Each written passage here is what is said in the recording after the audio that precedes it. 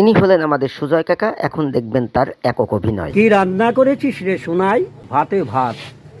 ভাতে ভাত? আমার বাড়িতে গেলে অন্তত দুটো আলু নিয়ে আসতে পারতিস। জানো বাবা, এই দাদু না আমাকে বুকের মধ্যে চেপে ধরেছে। ওকে চুপ করতে বলো রাখাল।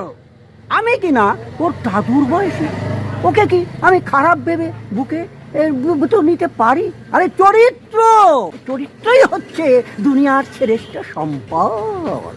আর সেই চরিত্রই যদি নষ্ট হয়ে যায়, এই দুনিয়ায় বেঁচে থেকে কি লাভ?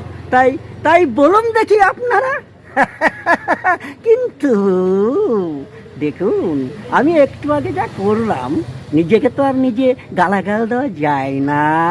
তা না হলে আমার নিজেরই বলতে ইচ্ছে হচ্ছে আমি একটা আস্ত শুয়ারের বাচ্চা।